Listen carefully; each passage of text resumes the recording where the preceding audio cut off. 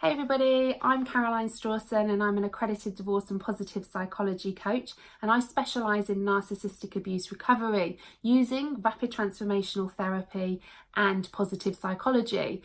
I help my clients gain more perspective and understanding of why they were in a relationship with a narcissist, help people step back into their power, so strategies for a day-to-day basis on how to cope with things like parenting, no contact, and how you deal with anxiety and depression on an ongoing basis.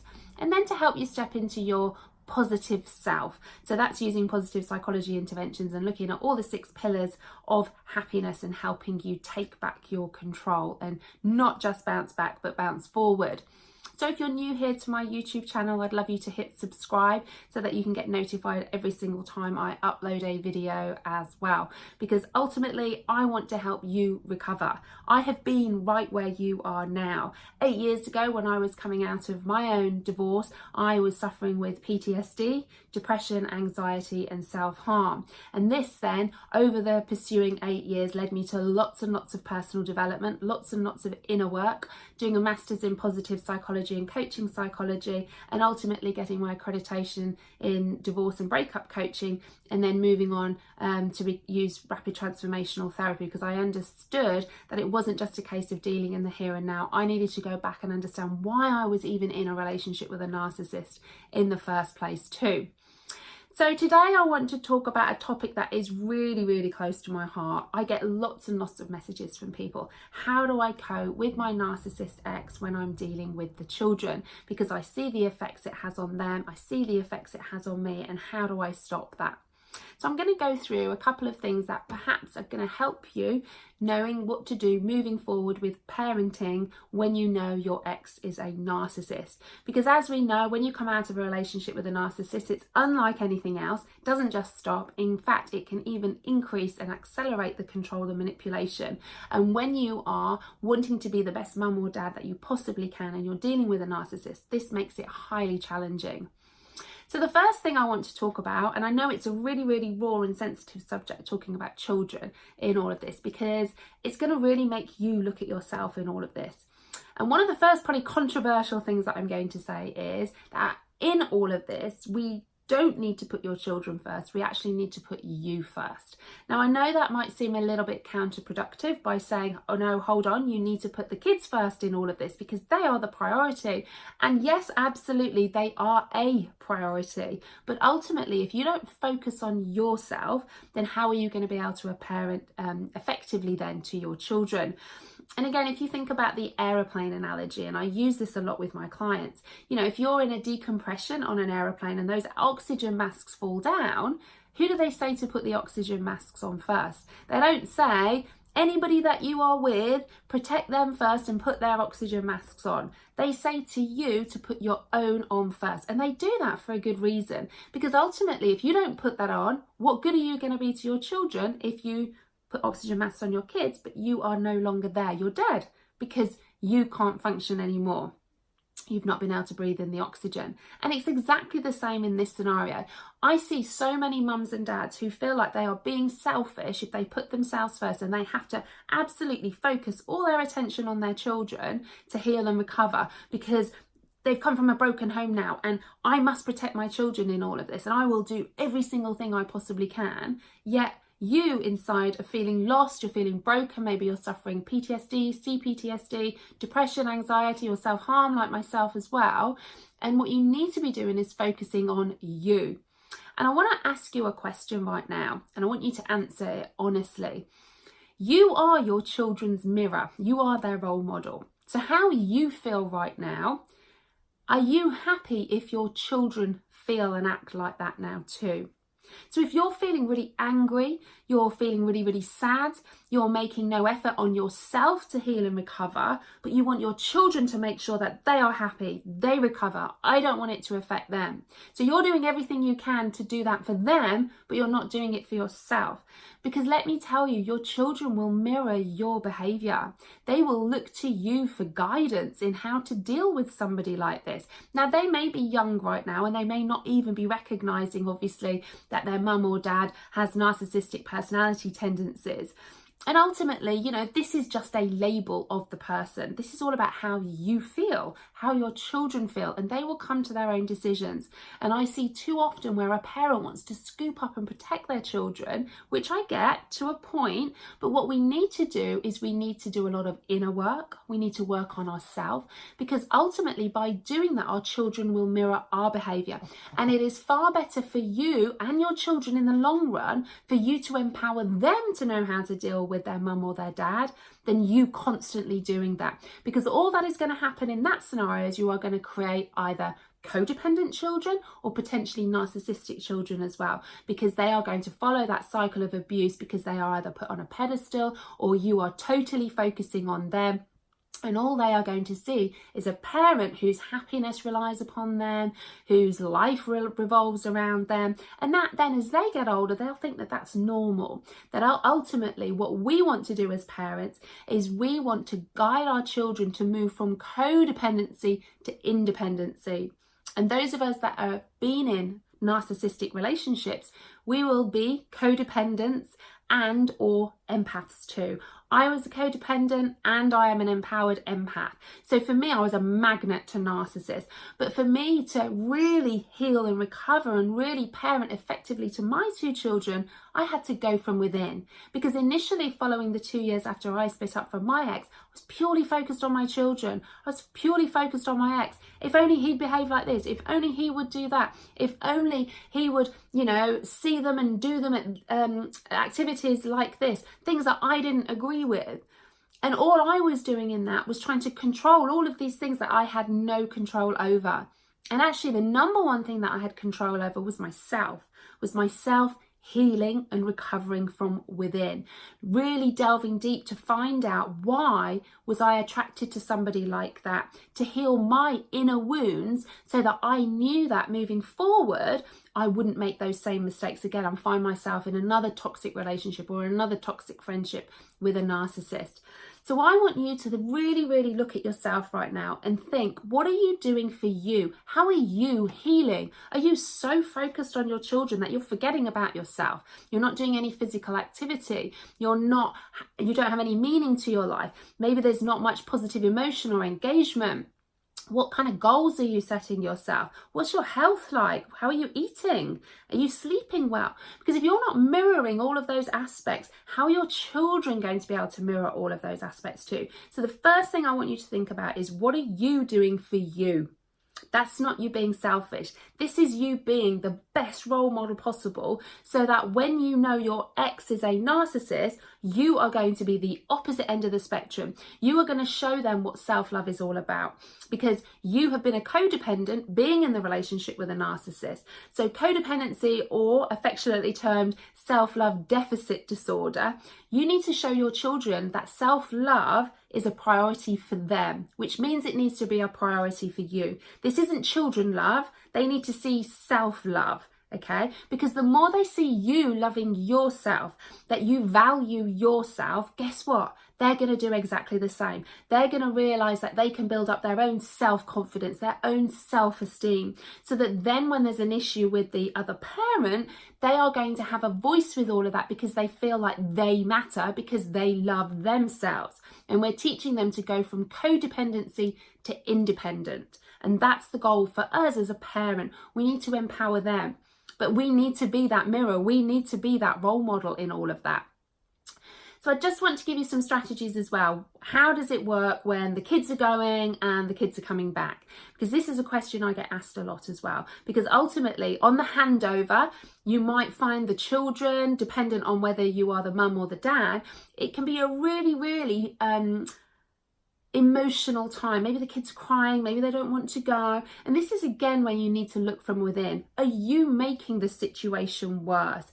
Yes, I get you need an outlet for the anger, for the hurt, for the frustration, but we mustn't direct that when it comes to our children. Yes, we need the outlet to process and go through that grieving cycle when we're going through a divorce and breakup, but we do not want to put our children right in the middle of all of that. They need to be at the centre, at the heart of your breakup and divorce, not slap bang in the middle, feeling like they're being pulled from either direction. So you can do this by keeping it really light, by keeping it really fun, not quizzing them about, I wonder what you're going to get up to, I wonder who your mum or dad's going to be with. You know, by asking those questions, that is bordering on emotional abuse to your children, because ultimately you're just being nosy. And I know it's really hard, and I get it, because we want to know what's going on, and I do understand that.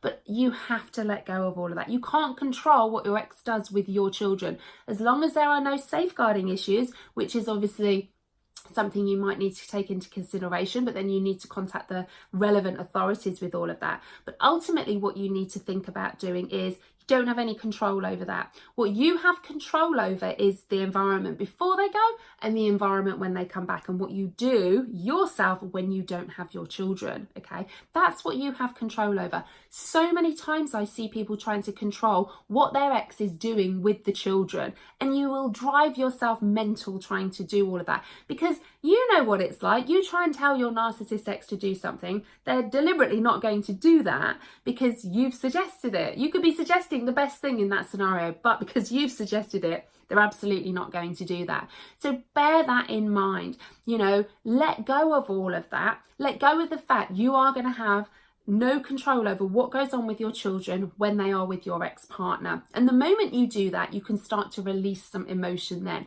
You can start to realize the power and control you do have is in the environment before they go, and then when they come back. So for instance, before they go, it's very light, have a wonderful time. Tell them what you're going to be up to. You know, when you're going, mummy's going to be going to get her hair done, or I've got this I'm doing, or that I'm doing. By nature of you doing that, what you're doing is you're blessing and releasing them that they can go and have a good time with their mum or their dad, which is what you want. I know you might not think it's what you want, because sometimes we might think, I don't want them to go and I don't want them to like going. But believe me, the best thing for your children's mental health is that when they go, they have a good time with the other parent as well. I know it can be challenging if they don't, and I'll talk about that in a second. So we've kind of eased them into going. They know that you're going to be okay. You're not going to be pining for them. You're not going to be really, really lonely. You've got a life, and they're going to see that. They're going to see how much you love them, but they're going to see that you value yourself enough that you are carving out a new life as well. So then they go off. So do that. When they are with your ex-partner, live a life. What hobbies could you take up again? What friends could you meet? All of this social connection is going to be really important with your healing, so that you don't feel like your life is just work and your children. That's not healthy. You need to carve yourself a life out there, laughing again, having fun again, realizing there's a whole big world out there as well. And just because you had the misfortune of marrying a narcissist doesn't mean you then can't go on and live an incredibly happy life. Yes, you're going to have this thorn in your side, but that's all it is. But if you learn how to deal with all of that and heal, believe me, and I'm speaking from experience here, 9 years down the line now, I still get emails from my ex. It means nothing to me, and my children are so happy, so well balanced. They have a relationship with their father, but they know that I am here, I'm secure, they are loved, and I work on their self-love. They see me having a life as well, because that's the biggest gift that you can give them. So then when your children come back, again, sometimes they can be upset about something. Maybe they don't want to tell you if they've had a good time. So all of these things, we as the adult in this relationship need to address that. So when they walk in, lots of cuddles, lots of kisses, that they've been missed, that they've been loved. But what we also want to recognise is that you've had a good time when they've been away. So what I would suggest is when they walk in, you say, right, I can't wait to hear what you've been up to this weekend, but just let me tell you what I've been up to. By nature of you telling them that you've had a good time when they've not been there, allows them to feel it's okay to tell you that they've had a good time, or that they haven't, but the door is open to do that. If the moment they walk in, you start quizzing them, where did you go? What did you do? Who was there? They're going to feel tied, because although you might have those feelings about your ex-partner, they're still their mum or their dad. So you need to be really, really careful. Do you want to get back at your ex here, or do you want to be the best parent that you possibly can? Because sometimes those lines can get blurred. And I told you this was going to be a raw video for you, and it's honesty alert. How are you behaving in all of this? And it's taking responsibility for that. And it's not getting at anybody here. It's just me wanting to help you recognize that yes, you can feel angry and cross and upset and sad and depressed. Yes, and we process that. Different outlet for your children. So they might come in and you've told them then what you've been up to, and then you might say, you know, what have you been up to? They can tell you, and then don't give it loads of airtime. Then just say, who wants a hot chocolate? Or should we go and watch our favourite programme on the TV? You know, move it on. If they're upset about something when they come back, give them the airtime, allow them to have a voice, but ultimately never lie for your ex. Never make excuses for your ex. You know, just always say, if they've come back and said something, say, do you know what? Mummy loves you and you know I'm here for you. That's a question you need to ask your dad next time you see him, or the other way around, whether it's mum or dad. Because ultimately by doing that, you're not lying for them. You're not getting into a back and forth. You're not messaging your ex straight away about anything, unless there's safeguarding. I do get that. But if it isn't, and it's just going to be back and forth, or something's happened, remember, kids are going through a transitional period here, and they're looking to you, whether it's acrimonious or whether it's calm. And if you're being really calm all the time and not really upping the ante with all of that, your kids will be the same. Yes, it's going to be a rocky road. There will be bumps along the way. But out of all of this, you can be the one that can be the guiding light through all of this and help dial down those emotions. You can be the opposite end of the spectrum. You can be the secure person, the loving person, the one that your children feel safe talking to. If you ever wondered why they cry to you, if you ever wondered why you're the one that seems to get the brunt of everything, it's because they feel safe with you. And that's what you want. What you don't want to do is stop bad-mouthing your ex or asking them a ton of questions, because then they're going to start to shut down.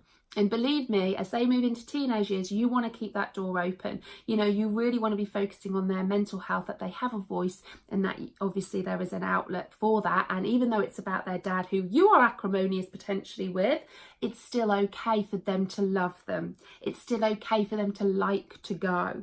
So I hope that's really helped you a little bit with the kind of before they go, during, when they come back. The biggest lesson that I want you to take from this video today is that for you to minimize the impact on your children of your ex-narcissist, you need to work on you. You need to be proactive in your healing.